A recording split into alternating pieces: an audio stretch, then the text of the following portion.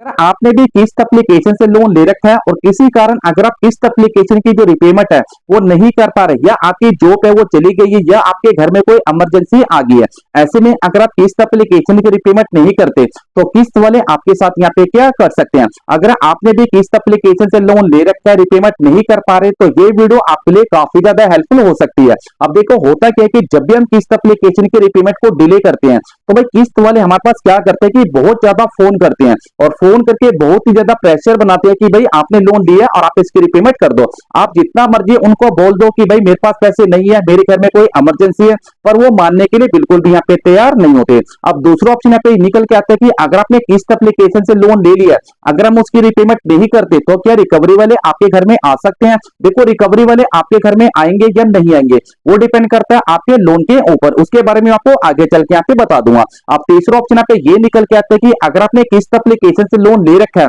अगर लोन ना चुकाए तो क्या हमारे को कोर्ट की तरफ से नोटिस मिल सकता है। देखो कोर्ट की तरफ से नोटिस आपको कब मिलता है। अब देखो अगर आपका जो लोन है वो 6 महीने पुराना हो गया, 1 साल पुराना हो गया, 1.5 साल पुराना हो गया, तो उस केस में हो सकता है कि आपका जो अमाउंट है वो ज्यादा है, तो हो सकता है कि आपको कोर्ट की तरफ से नोटिस आ जाए। अगर आपको 5,000, 7,000, 8,000 रुपए का नोटिस आता है या आपको व्हाट्सएप पे नोटिस आता है तो हो सकता है कि वो नोटिस है वो फेक भी हो सकता है। अगर आपको किसी प्रकार से कोई भी नोटिस आता है तो आप मुझे कमेंट सेक्शन पे कमेंट करके पूछ सकते हैं। अब तीसरा ऑप्शन पे ये निकल के आता है कि अगर हम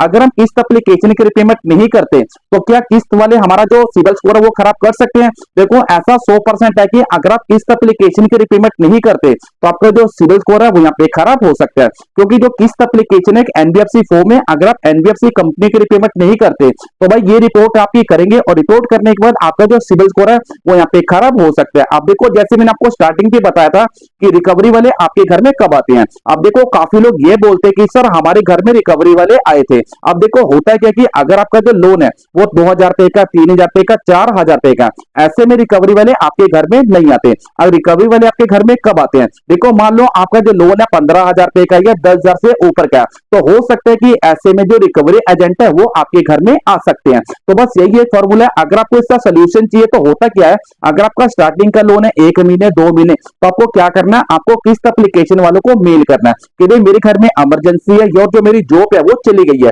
ऐसे में मैं रिपेमेंट नहीं कर सकता, मुझे थोड़ा सा वक्त दे दो। ऐसे में क्या होगा कि हो सकता है कि जो किस्त वाले है वो आपको थोड़ा सा टाइम दे दे, हो सकता है कि आपको टाइम मिले और ऐसा भी हो सकता है कि आपको टाइम ना मिले, क्योंकि वो डिपेंड करता है कि आप वहां पे कितने स्क्रीनशॉट लगा के ये बताते हो कि मेरे घर में कोई इमरजेंसी है, कोई मेडिकल इमरजेंसी है, तो उसके बाद भी हो सकता है कि आपको किस्त एप्लीकेशन से थोड़ा सा यहाँ पे टाइम मिल जाए। तो बस यही एक ऑप्शन है अगर आप किस्त एप्लीकेशन की रिपेमेंट नहीं करते।